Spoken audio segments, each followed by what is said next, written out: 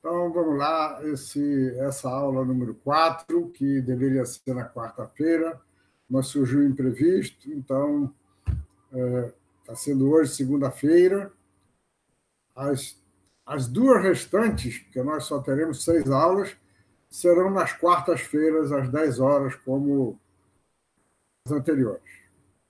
Estamos, então, na aula 4, por coincidência, é o capítulo 4 do livro, análise de circuitos de micro-ondas, matriz espalhamento, que é uma grandeza importante para se trabalhar, e esse é o índice do capítulo 4.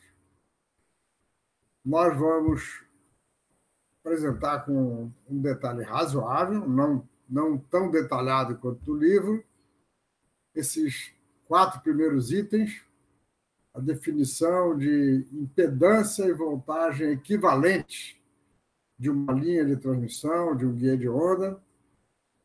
Vamos falar na matriz de impedância, na matriz de espalhamento. Na verdade, esse item 4.4 não está aqui na programação, não.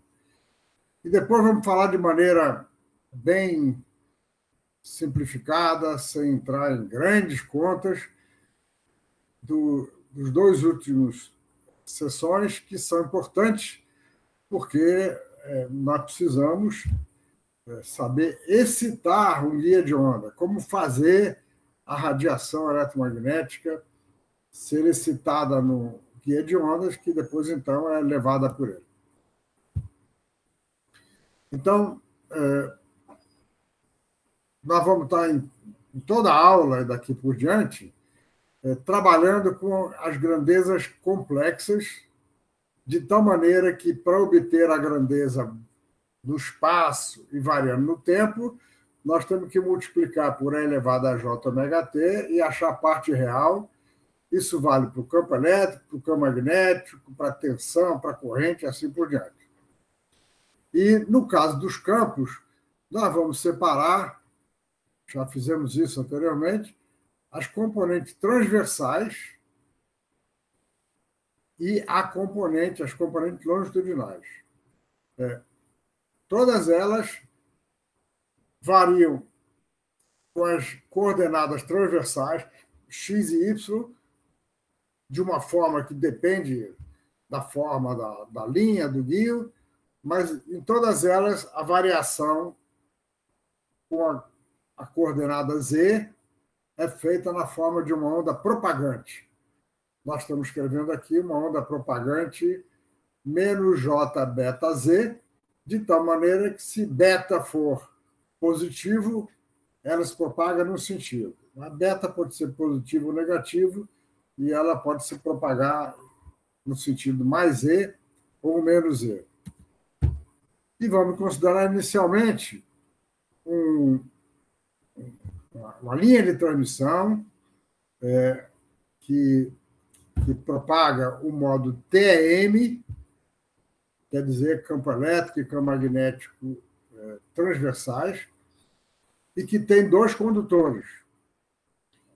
E aqui tem, então, uma forma esquemática das linhas de campo elétrico, que vão do condutor mais para o condutor menos, e as linhas do campo magnético, que circundam os condutores. Então, aqui estão as linhas de força dos campos elétrico e magnético, num guia com 2 condutores, e, nesse caso, nós podemos definir a tensão ou voltagem de maneira unívoca. A tensão é a integral do condutor mais para o condutor menos de E escalar dl. E qualquer que seja o caminho escolhido, isso aqui vai dar o mesmo valor. Então, nós definimos como a tensão, e como eu falei, ela é unívoca. E a corrente, por outro lado, é dada pela circulação do campo magnético no circuito fechado em torno do condutor. E nós vamos ter, então, uma corrente num sentido no condutor e no sentido oposto no outro condutor, com a mesma amplitude, I. E, nesse caso, a impedância característica é definida univocamente. Se eu tenho ondas somente propagando na direção mais, a impedância característica Z0 é V mais sobre I mais. E que, nesse caso, vai ser igual a V sobre I, se eu só tenho onda no sentido. Então, para um guia com dois condutores, a definição de corrente e tensão é simples. E aí esse tema aqui, equivalente, ele nem se aplica, é trivial. Agora, se nós tivermos guias vazios com modos TE ou TM, mas com modo TE, em que o campo elétrico tem componente longitudinal, as coisas se complicam um pouco. Se a gente define a tensão do jeito que nós definimos anteriores, isso aqui não tem mais um valor único, independente da trajetória, como nós vamos ver já já. Vamos considerar, para simplificar, um guia de onda retangular com o modo TE10. O campo elétrico transversal varia, como nós já sabemos, de acordo com uma senoide aqui. Então, o campo elétrico varia de ponto para ponto. Como nós vimos na aula passada, nós podemos escrever o campo, está aqui grandezas, né, bem conhecidas, a frequência, a permeabilidade, a largura do guia, π. A é uma amplitude que depende da potência da excitação. E a variação, como eu disse, é do tipo seno de πx sobre A, variação x. Ela não varia com y no modo TE10. E a variação em z é E elevado a menos j beta z. Então, nós podemos escrever isso dessa forma. A componente transversal do campo elétrico, que varia com x e y, e a mesma coisa para o campo magnético. Hx é a componente transversal do campo magnético.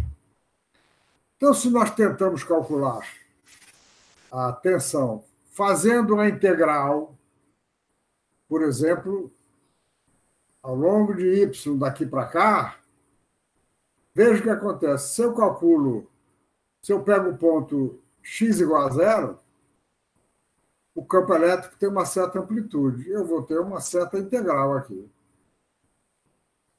Veja que como o campo não varia com y, a integral de dy é simplesmente b, a altura do guia. Mas a tensão varia com x, porque aqui eu tenho seno de πx sobre A. De modo que, se eu pego um outro ponto do guia, eu vou ter um valor diferente. Então, nós temos um problema como definir a tensão e a mesma coisa como definir a corrente. Por isso é que vem a ideia de definir correntes e tensões equivalentes, que vão ter um certo grau de arbitrariedade e que as pessoas podem escolher, de alguma forma, alguns parâmetros, dependendo da aplicação que tem. Isso varia com x e não é uma boa definição de tensão. Então, em guias vazios, não é possível definir uma tensão unívoca, como em guias com dois condutores. Então, como eu falei, define tensão e corrente equivalente. Reproduz aqui as 3 frases do livro. A tensão e a corrente são definidas somente para um modo particular no guia, e é definido de tal maneira que a tensão é proporcional ao campo elétrico transversal, e a corrente é proporcional ao campo magnético transversal. Para que essas grandezas sejam úteis, da mesma forma que são em circuitos e no guia com dois condutores, a tensão e a corrente equivalente devem ser definidas de tal maneira que o produto delas dá a potência transmitida pelo guia de onda. Ou seja, nós vamos definir VI de certa maneira, mas V vezes I vai ter que ser igual ao power flow. Power flow é potência por unidade de área. E também a razão entre a tensão e a corrente para uma onda propagante simples deve ser igual à impedância característica da linha. V dividido por I deve ser igual à impedância característica da linha. Essa impedância pode ser escolhida arbitrariamente. Nós já falamos nesse ponto na aula de 2 semanas atrás, que no guia de onda retangular nós temos dificuldade de definir isso, porque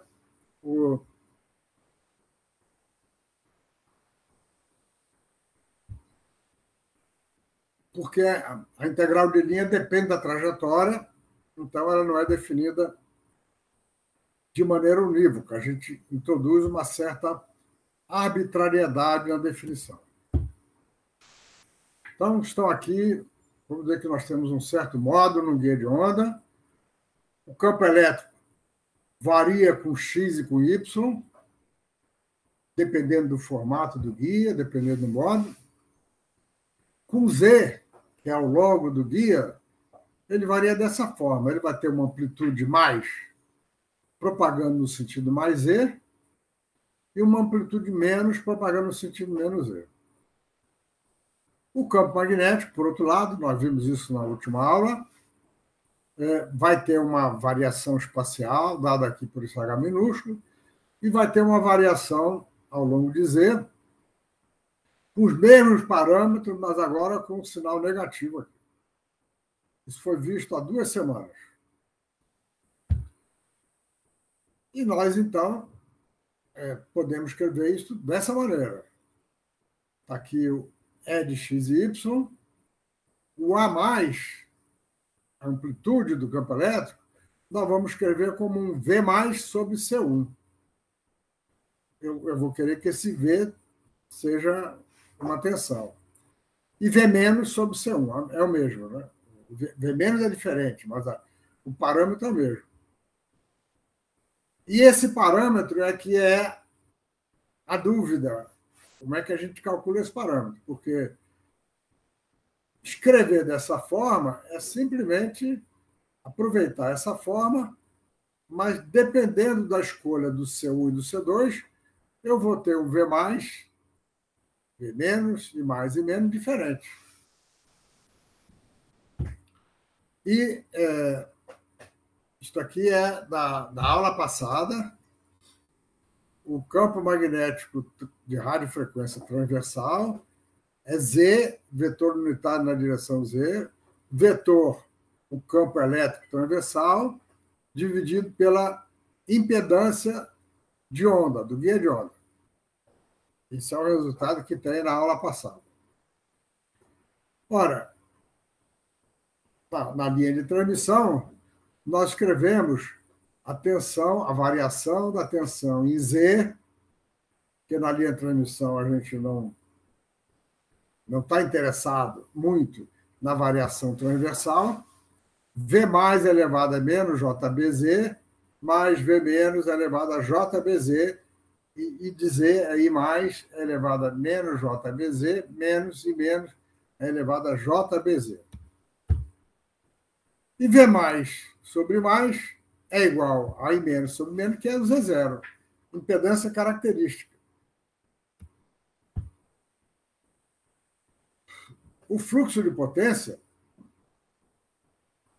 também é da aula passada, é da onda mais, P mais é 1/2, de A mais ao quadrado, integral de superfície na seção transversal, E vetor H conjugado, escalar Z ds, integral de superfície.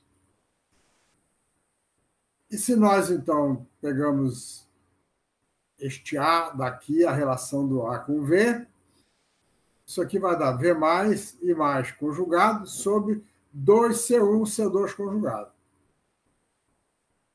Aqueles coeficientes C1 e C2, que ainda são uma incógnita para nós, eles vão entrar, então, aqui no fluxo de potência. E na linha, nós já sabemos que na linha de transmissão, essa potência é simplesmente um meio de V mais I mais conjugado. Isso, então, é numa linha, isso aqui é no guia de onda. Então,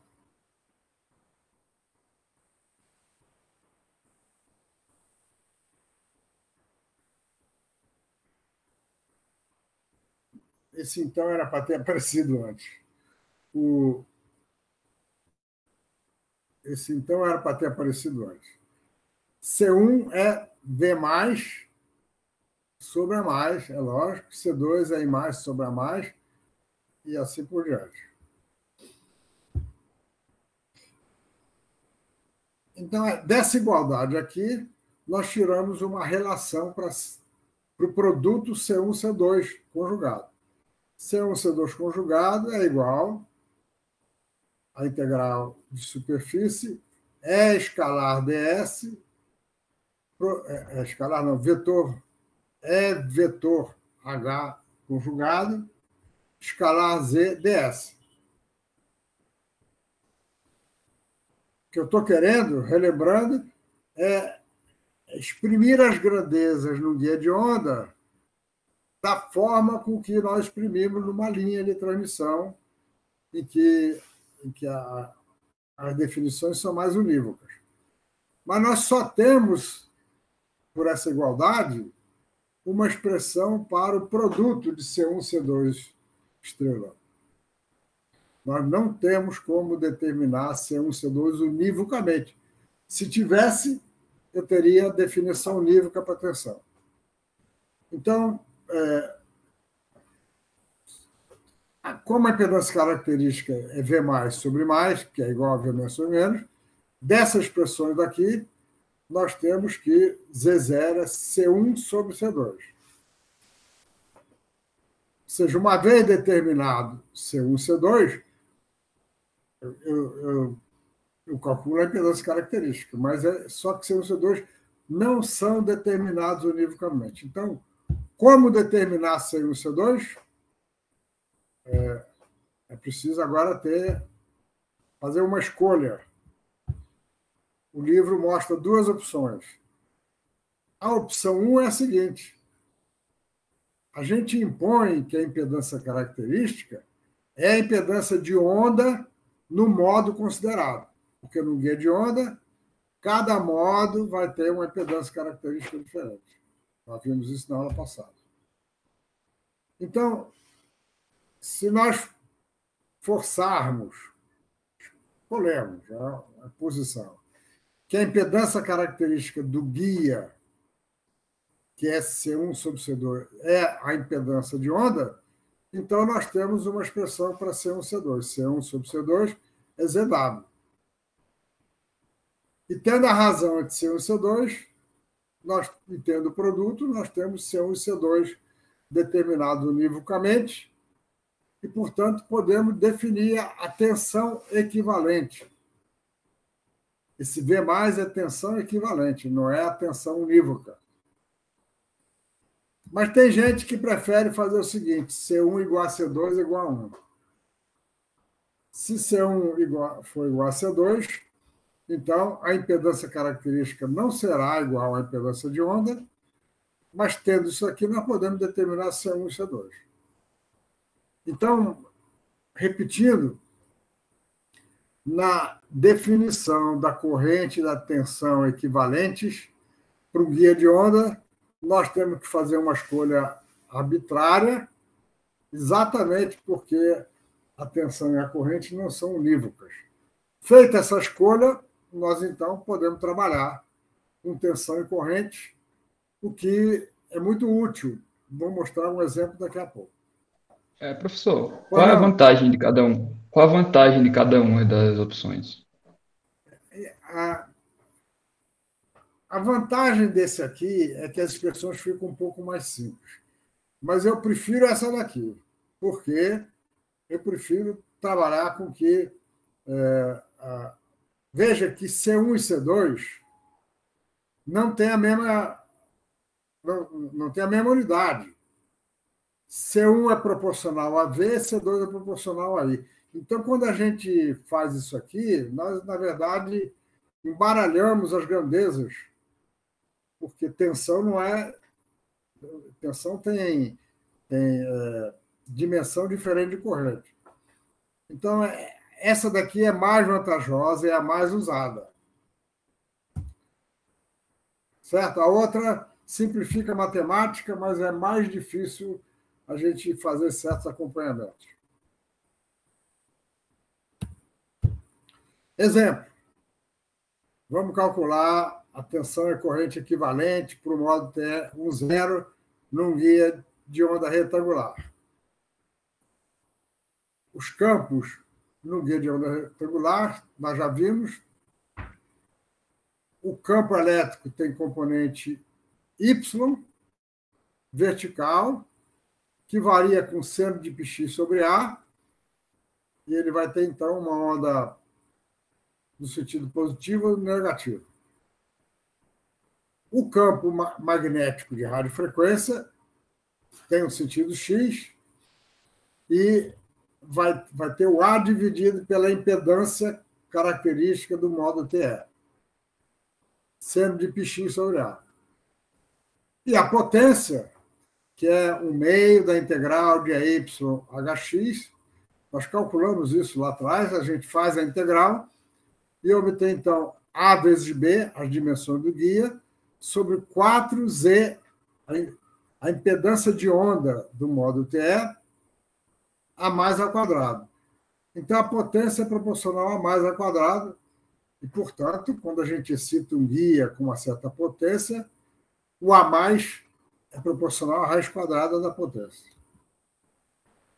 Numa linha de transmissão, nós temos expressões semelhantes, só que nós temos aqui tensão corrente, e a potência é um meio de V mais e mais para onda mais. Então, como C1 é V mais sobre A mais, e C2 é I mais sobre A mais,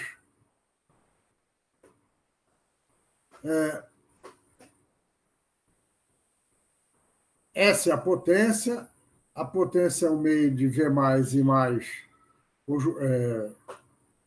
complexo conjugado, isso aqui vai dar um meio de A mais ao quadrado, C1, C2 conjugado.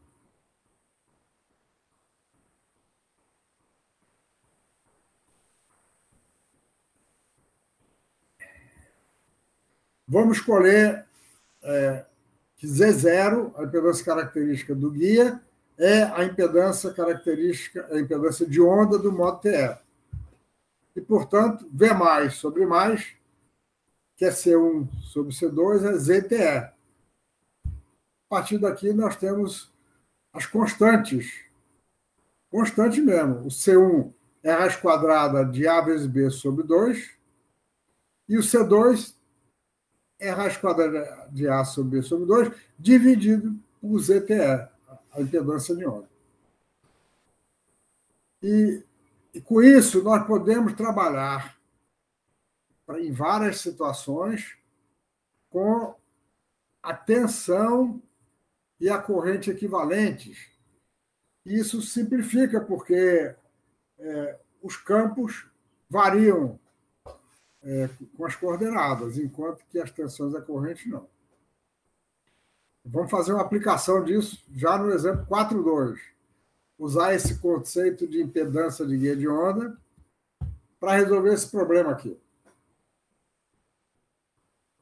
Vamos dizer que nós temos um guia de onda retangular que a esquerda de Z igual a zero ele tem ar. E à direita de Z igual a zero, ele tem um dielétrico com permissividade ε0 vezes εr. εr é a permissividade relativa, ε0, εr é a permissividade absoluta. Pergunta. Vamos considerar que é um guia de banda X, que tem uma permissividade parecida com a de Teflon, 2,54, a frequência 10 GHz. A partir disso, nós obtemos o K0. K0 é 209,4 metros, menos 1. E a pergunta que nós fazemos então é o seguinte: se tem uma onda com uma certa amplitude chegando ao dielétrico, qual é a amplitude da onda transmitida e qual é a amplitude da onda refletida? Esse problema pode ser resolvido com ondas eletromagnéticas, mas é razoavelmente complicado porque o campo elétrico e o campo magnético variam ao longo de X, que é a direção transversal aqui, e quando nós vamos aplicar as condições de contorno, nós temos que levar tudo em conta. Se nós usarmos a linha de transmissão equivalente, então, como eu disse, nós podemos resolver usando as condições de contorno igual a zero para o campo elétrico tangencial, para o vetor de deslocamento normal, para o campo magnético tangencial e para o vetor de indução magnética normal. Eles são contínuos na interface e essa é a condição de contorno. Agora, nós também podemos resolver mais facilmente usando as expressões conhecidas para a linha de transmissão. É como se nós tivéssemos simplesmente duas linhas de transmissão. Uma com impedância característica Z0A e uma com impedância característica Z0D. O A aqui é de ar e o D aqui é de dielétrico.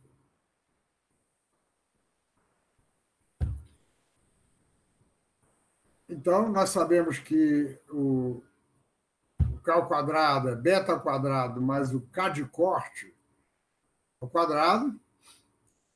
Então, para o guia de onda A, o beta A vai ser K0 ao quadrado. Isso aqui no A vai ser K0. K0 ao quadrado menos π sobre A ao quadrado. Isso dá 158 metros menos 1. E o beta no dielétrico vai ter aqui um εr, porque o K0 envolve a permissividade, né?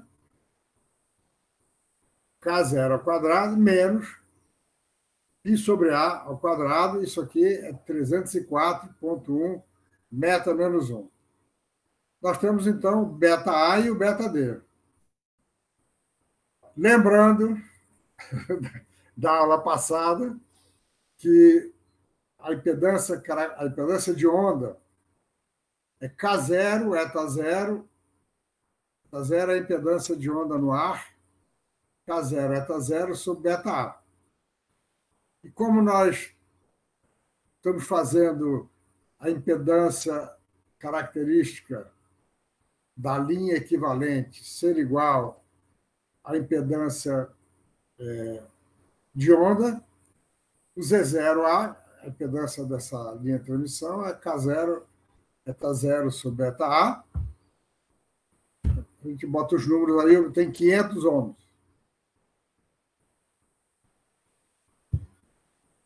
No dielétrico, o Z0, a gente faz uma conta parecida e obtém 259,6 ohms. Ora, então, qual é a amplitude da onda refletida? A gente usa o conceito de coeficiente de reflexão. O coeficiente de reflexão é Z0 do dielétrico menos Z0 do ar, dividido pela soma dos Z0. Isso dá menos 0,316. O menos quer dizer o seguinte: a onda refletida para aqui, ela é invertida. Ela é invertida em relação à amplitude, à fase, né, invertida em relação ao incidente, por isso aparece esse menos aí. E nós podemos também calcular a onda transmitida por U menos gama. Então, a vantagem, em resumo, a vantagem de trabalhar com corrente e tensão equivalente é que nós podemos simplificar certos problemas em guia de onda que têm configurações de campo um pouco mais complicadas. Pergunta.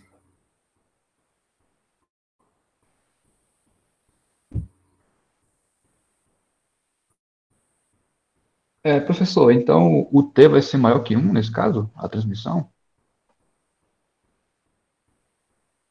Vai ser maior do que 1. Vai. Porque isso aqui é a tensão. A potência não é, lógico, a potência tem que ser menor. Mas a tensão pode aumentar e a corrente diminuir. Entendi, obrigado.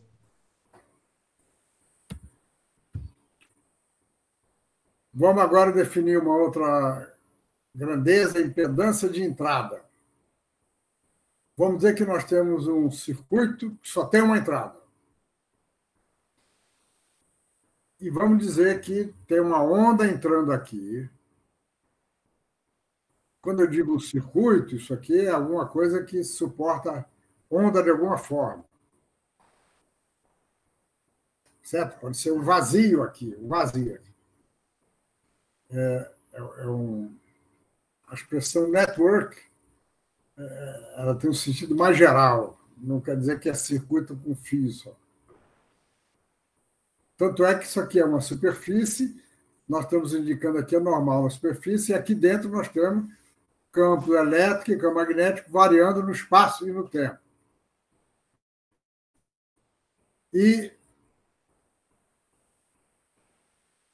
nós podemos, então, se esse circuito é alimentado por 2 cabos, nós temos aqui uma definição unívoca para a corrente, que é a corrente que entra aqui e sai aqui, e uma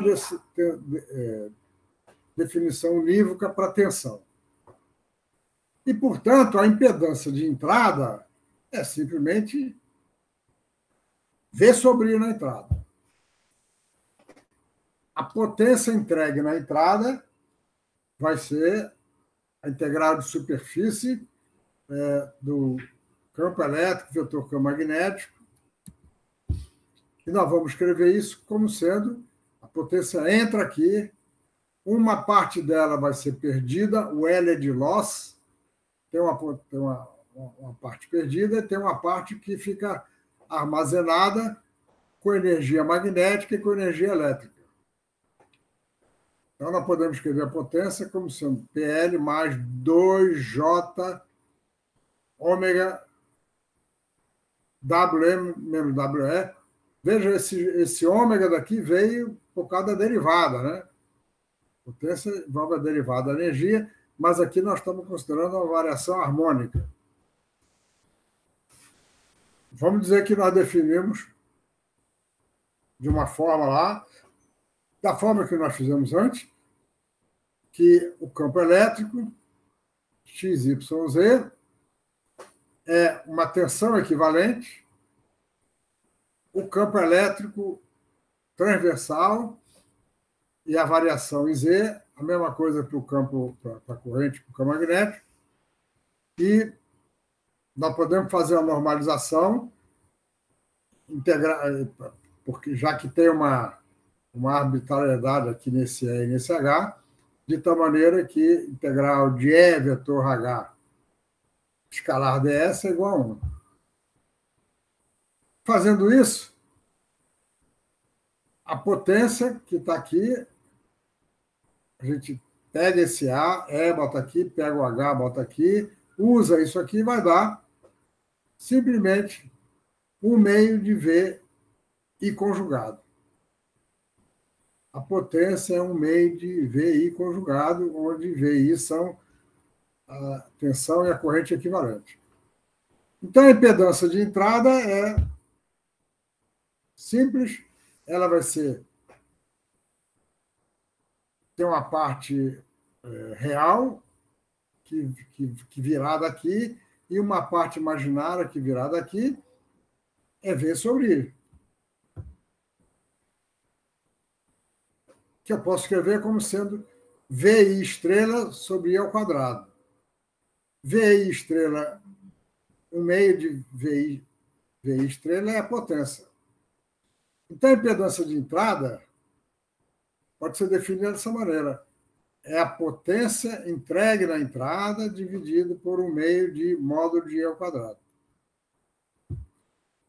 E como a potência entregue tem essa forma daqui, nós escrevemos esta forma daqui, e isto aqui, então, é a resistência de entrada, isso aqui é a reatância de entrada.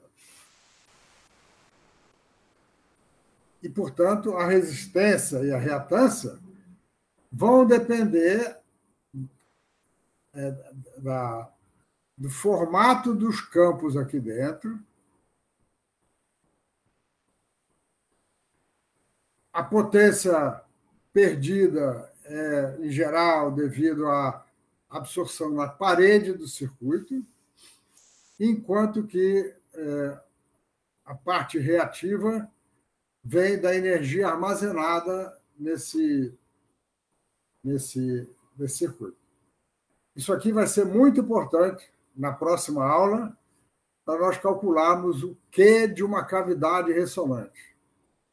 Na próxima aula vamos tratar de alguns assuntos, um deles é uma cavidade ressonante, que é um dispositivo muito usado no laboratório. Vamos, então, agora generalizar e considerar que nós temos um circuito com N maiúscula entradas. Em português, a gente não tem um nome tão bom quanto o inglês. Em inglês chama port. E port pode ser para entrada ou saída. Em português, nós usamos entrada e saída. Eu não lembro se tem uma expressão para port. Tem que pegar algum livro de português aí, mas eu não lembro. Terminal. Terminal. Pode ser terminal. Então, nós temos o terminal 1, T1, T2, T3, T4, T5, definido aí de uma maneira com uma certa arbitrariedade. Em cada um deles, nós vamos ter uma tensão de entrada e uma corrente de entrada, e uma tensão de saída e uma corrente de saída. Então, mais representa entrando, qualquer que seja a posição do terminal aí. É do terminal, a expressão usada é terminal. É do terminal. Então, nós temos as tensões e correntes de entrada e refletida no terminal N, escrita dessa forma, e nós definimos a matriz impedância como sendo o seguinte: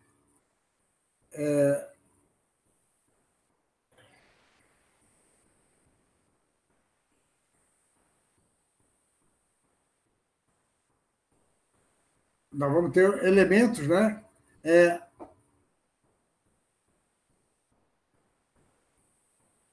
A tensão no terminal I dividido pela corrente no terminal J, em outro terminal.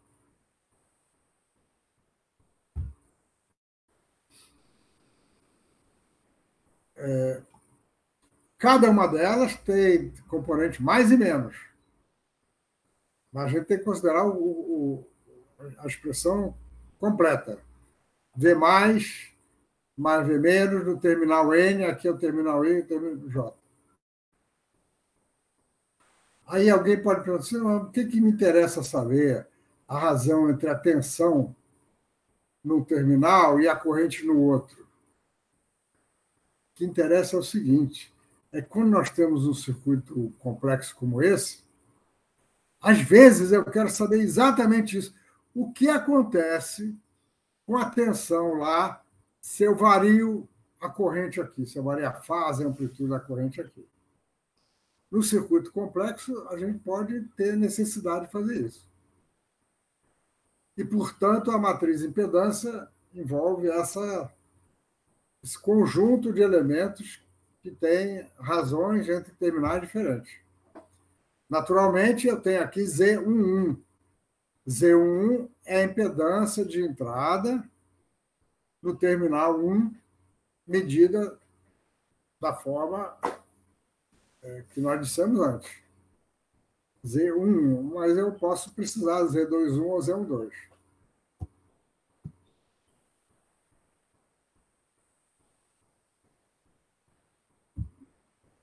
Essa é a matriz de impedância.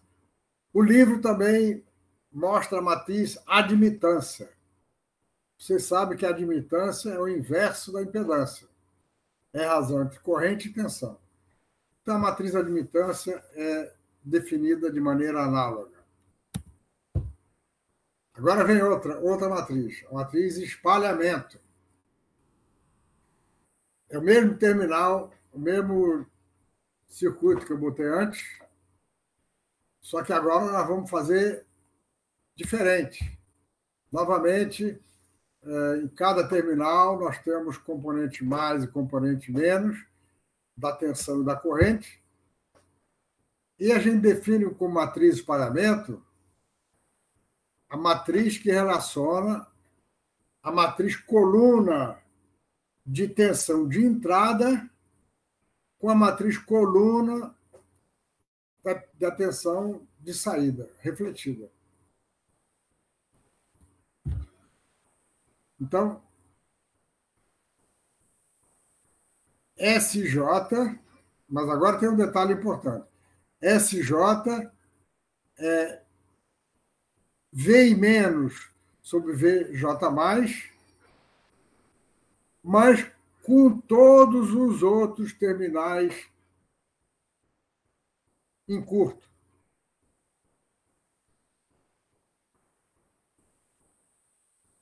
Ou seja, na matriz de parâmetros, eu quero calcular o elemento que eu quero medir, o elemento de matriz entre o terminal 1 e o terminal 2, eu faço curto em todos os outros. Boto uma tensão aqui e meço a tensão aqui.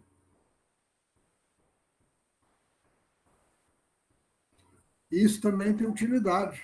Tem utilidade.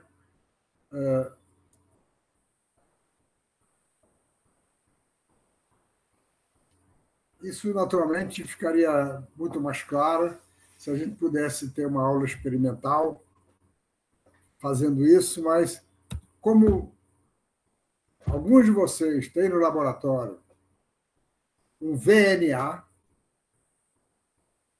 VNA quer dizer Vector Network Analyzer. O VNA serve para fazer isso. E veja, com micro-ondas, nós queremos medir essas grandezas em função da frequência. A frequência está variando. Não é medir só numa frequência. Em geral, a gente quer medir variando a frequência. Então, isso aqui é uma foto de um VNA já mais antigo, mas que funciona de 10 MHz a 67 GHz. Olha, é uma faixa enorme. O instrumento é programável, faz correções de erro e tem uma grande variedade de formatos de mostradores e conversores de datas. Então, vocês veem aí que ele tem vários terminais, e alguns desses elementos aqui são curtos. A gente bota para bater curto. Esse VNA, ele pode ler em até quatro terminais. Daqui, terminal 1, terminal 3, 2 e 4. Então, a gente faz isso com cabo coaxial, vem, bota no terminal, um outro cabo coaxial bota no outro, e a gente pode, então, medir os parâmetros variando a frequência. Isso, então, tem utilidades, mil e uma utilidades, e esse VNA, quando era novo, ele custava uma fortuna. Eles ainda são caros, mas não são tão caros quanto eram quando foram lançados.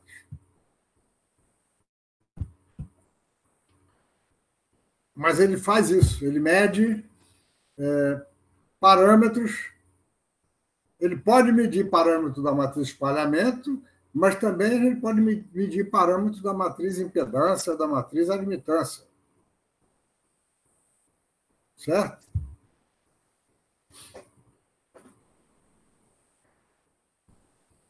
Pergunta?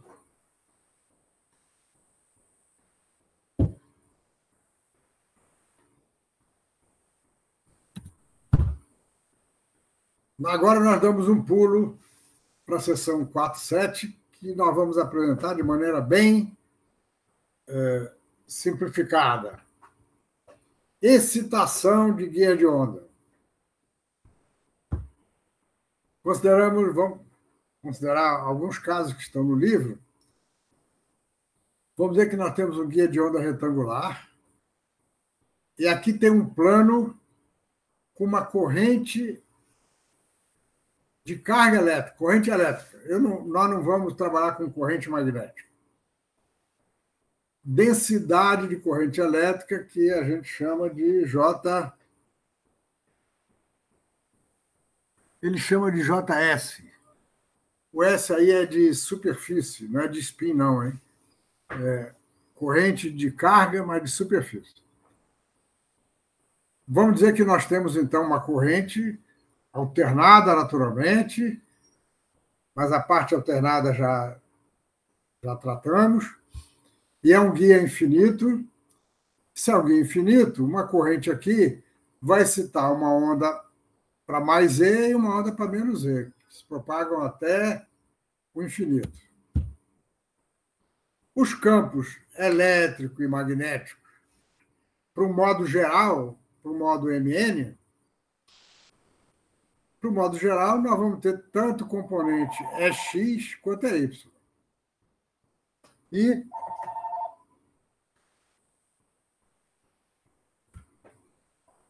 para o campo magnético, também vamos ter componente X e Y. Se o modo fosse o modo 1, 0, nós só teríamos Y e só teríamos HX. Mas ele faz para o modo geral, T geral, mas campo elétrico transverso. Como é que nós calculamos a onda para cá e a onda para lá? Nós usamos a condição de contorno em Z igual a 0. Isso aqui é o ponto Z igual a 0. A condição de contorno é a seguinte: o campo elétrico de um lado tem que ser igual ao campo elétrico do outro, porque o campo elétrico ele é transversal. Então, é mais menos é menos. Escalar Z é 0 e Z igual a 0. E a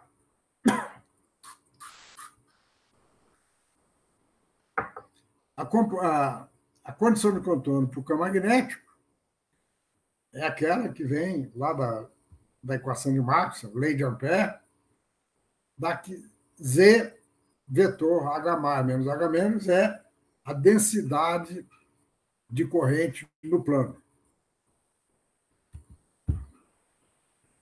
Essa primeira condição de contorno simplesmente resulta em que o A mais é igual a A menos. Ou seja, a amplitude da onda na direção mais é igual à amplitude da onda na direção menos. Enquanto essa outra vai dar uma expressão simples também, porque eu tenho expressões para o H aqui, eu pego H em Z igual a zero, tanto de um lado quanto do outro. Faço a diferença da componente x e da componente y, e nós temos, então, que a corrente que gera esses campos é dada por essa expressão aqui. É uma amplitude, que a amplitude é a amplitude da corrente, parâmetros conhecidos, ela tem que variar um cosseno de m πx sobre A, seno de n πy sobre B. Variando dessa maneira, ela excita a componente x do campo elétrico, e variando dessa maneira, ela excita a componente y do campo elétrico. Então, nós podemos excitar qualquer modo num guia de onda, desde que eu tenha uma forma de produzir uma corrente com esse formato aqui. Isso não é fácil fazer, mas, em princípio, é possível fazer com uma malha de fios. Em vez de usar um plano, a gente usa uma malha de fios e, em cada fio, a gente passa uma corrente com uma amplitude diferente, variando da forma com que está aqui. Assim por diante.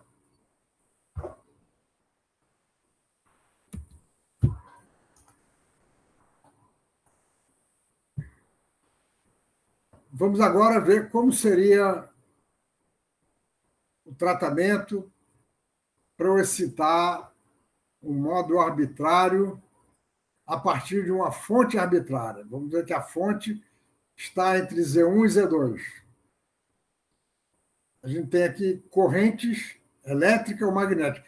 Ele chama de M corrente magnética. M não é magnetização, não, é corrente magnética. Nós não vamos tratar de corrente magnética. Então, se aqui a gente tem uma distribuição qualquer no volume de corrente elétrica, nós vamos ter uma onda propagando no sentido menos e uma onda propagando no sentido mais. O que a gente quer fazer é formular o problema de maneira geral para depois aplicar para situações simples, né? O campo elétrico mais aqui vai ter uma amplitude para o modo N e vai ter, então, uma variação espacial para o modo N, e nós temos que somar em todos os N's. E a variação espacial do modo N, tanto do campo transversal quanto do campo longitudinal, são dadas por expressões que nós vimos ainda há pouco, na aula passada. Então, esse é o campo transversal, esse é o campo longitudinal. Então, para Z maior do que Z2, ou seja, para cá, nós temos E mais e H+. E para Z menor do que Z1, daqui para cá, nós temos E menos e H-. Então, isso aqui são expressões gerais. O livro, então, usa lá o teorema da reciprocidade, que vocês estudaram em algum curso de eletromagnetismo, e assim por diante, e ele mostra esse resultado. Eu não vou deduzir aqui. Que a amplitude mais, que é o que nos interessa, a amplitude mais do campo elétrico para o modo N. É menos 1 sobre P índice N, já vou dizer o que é P índice N. É N menos, o campo elétrico menos, escalar JdV, é uma integral do volume, porque eu integro tudo aqui. Isso é igual a menos 1 sobre Pn. O campo elétrico tem uma componente transversal e uma componente longitudinal. E aqui está o J elevado a I beta Z NZ dV. É integral em volume nisso aqui. Onde esse P índice N é a potência normalizada. É 2 vezes a integral em S0. S0 é a superfície que envolve esse conjunto de fontes. É N vetor HN, escalar Z ds. N, então, é isto. E veja, então, que o AN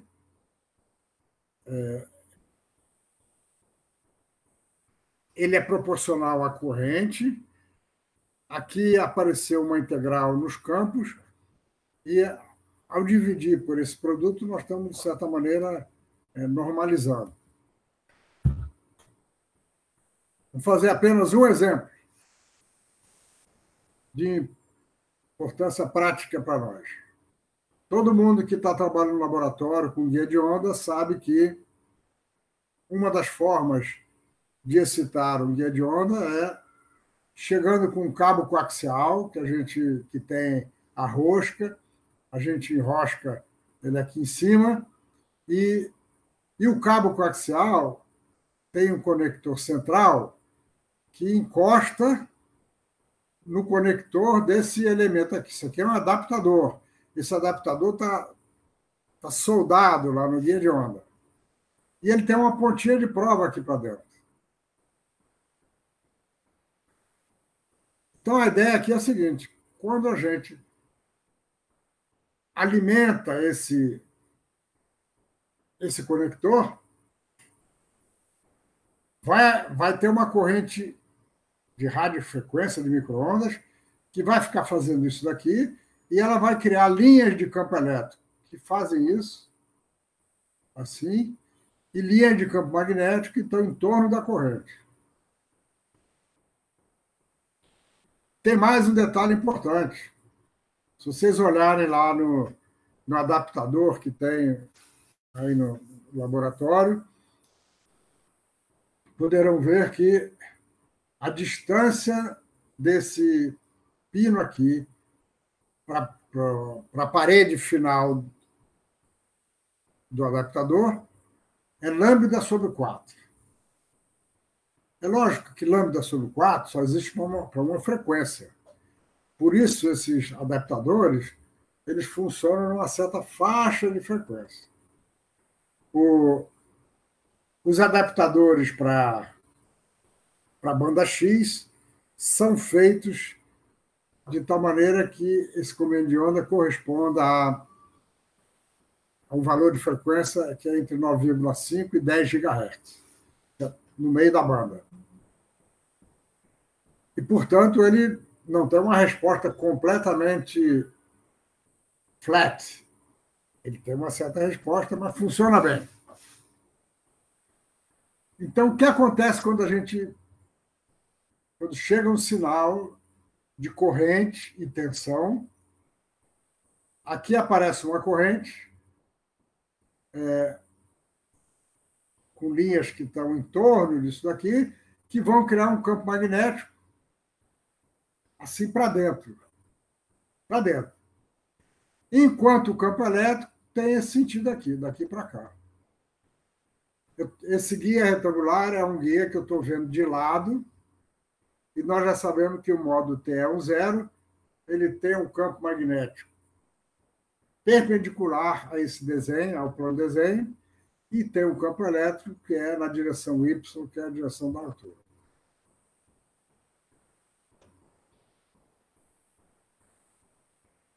Ora, se eu tentar usar as equações que eu mostrei antes para resolver esse problema, vai ser muito complicado, porque a corrente não é uniforme aqui. Isso aqui gera uma onda assim, mas a gente, então, idealiza esse modelo. O que eu faço? Eu considero que o pino, em vez de ter uma pontinha só, eu considero que o pino ele tem uma altura igual à altura do guia de onda, para que a corrente seja uniforme ao longo da altura. Porque assim, nós já sabemos que o campo elétrico de um guia retangular ele é uniforme ao longo de Y aqui. Então, eu consigo resolver o problema para um pino que tenha a altura do guia de onda, mas para isso aqui eu não consigo resolver analiticamente, não. Tem que ser numericamente.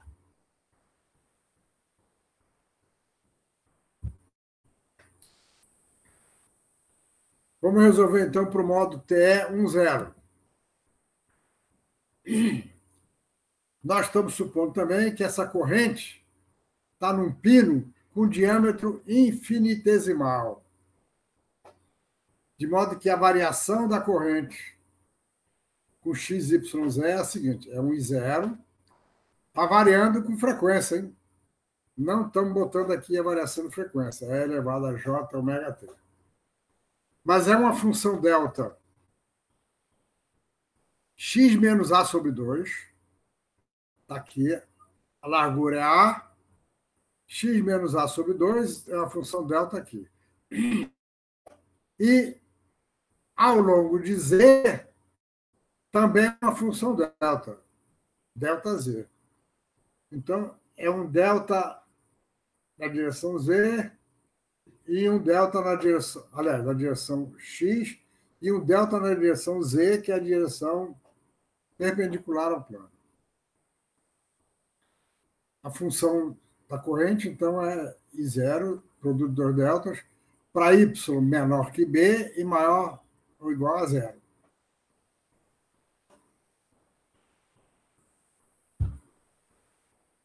Os campos transversais normalizados, né? Campo elétrico e campo magnético são dados pela expressão aqui seno de πx sobre A, o campo magnético sendo πx sobre A dividido pela impedância. Impedância de onda, que é igual pelas características para nós. Z1 é K0 eta 0 sobre B1, para o modo T10. E P1, eu devia ter repetido aqui. Repetindo aqui rapidamente.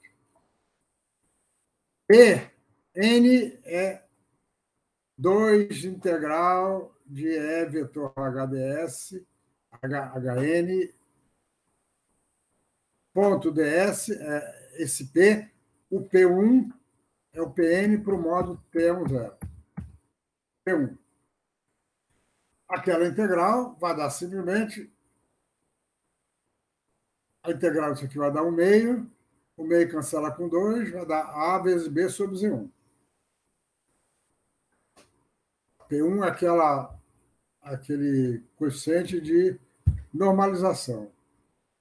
E da equação, que também estava no slide anterior, 4,124, a amplitude é integral. Isso aqui veio do E, e a corrente é essa daqui. É a função delta. E essa integral com a função delta é trivial. Vai aparecer delta em x igual a A sobre 2. Vai dar simplesmente menos I0 B sobre P1. Traga essa expressão do P1, vai dar menos Z1 I0 sobre A. I0 é a corrente de excitação. Então, veja, o resultado é muito simples. A amplitude da onda mais campo elétrico é simplesmente a impedância do modo TE10 dividido por A, que é a largura do guia, vezes a corrente, a amplitude da corrente de radiofrequência que tem aqui.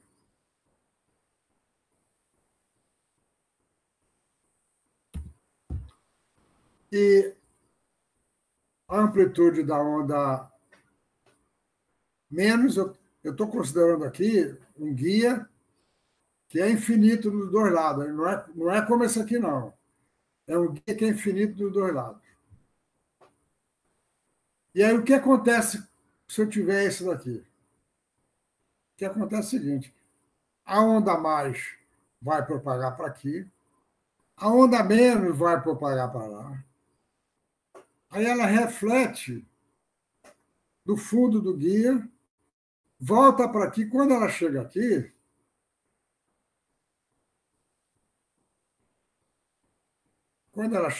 ela está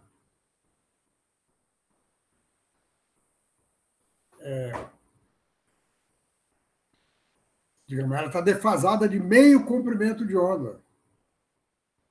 Mas como a gente sabe, lá de trás, em meio comprimento de onda, a onda se repete. Então, essa onda daqui vai refletir lá, vai chegar aqui, e vai juntar com essa e vai dar uma onda para cá.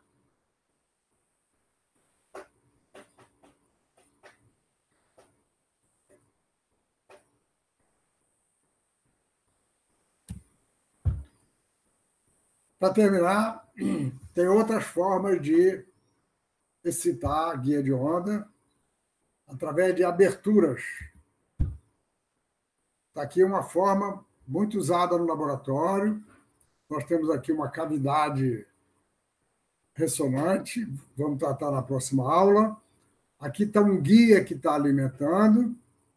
A gente faz uma abertura aqui, que pode ser retangular, pode ser circular, pode ter várias formas aí. E nós vamos mostrar na próxima aula que é possível fazer a abertura aqui de tal maneira que um observador aqui no guia de onda veja uma carga casada, bem casada, de modo que não tenha nenhuma reflexão. E quando nós queremos fazer uma experiência de ressonância ferromagnética, nós queremos que toda a potência que vem na micro-onda entre na cavidade e fique aqui. Não queremos que ela volte. E por isso a gente tem que usar uma abertura que produz um casamento, como se diz, matching. Nós não vamos, infelizmente, tratar os campos de uma abertura, porque vai complicar. Vocês entendem que o campo elétrico e o campo elétrico chegam aqui, eles vão penetrar. E o campo aqui dentro vai ser dado por integral aqui dos campos. Nós temos que casar a condição de contorno aqui. Mas nós vamos mostrar que é possível, depois, na outra aula, é possível ter uma abertura no qual a gente não tem reflexão de volta. Nós também podemos ter uma excitação por meio de uma strip line, uma linha de fita. Ou seja, o que a abertura faz é permitir que o campo, num guia de onda, ele entre um pouquinho em outro guia de onda. E fazendo a abertura para satisfazer as nossas necessidades, nós podemos, então, fazer um acoplamento ótimo aqui. O problema, então, como eu disse, nesse caso, é considerar que nós temos uma onda incidente. Aqui tem uma onda no outro meio, e a gente tem que resolver o problema da reflexão e da transmissão, no qual apenas uma abertura foi feita na parede. E isso é mais complicado, bem mais complicado.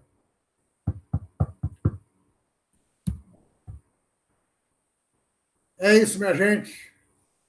Como eu já falei mais uma vez, vamos na próxima aula, que vai ser na quarta-feira da próxima semana, 7 de junho, tratar do capítulo 5, casamento de impedâncias, linhas e cavidade ressonante, que são muito importantes para o trabalho aí no laboratório, com ressonância ferromagnética e com outras aplicações.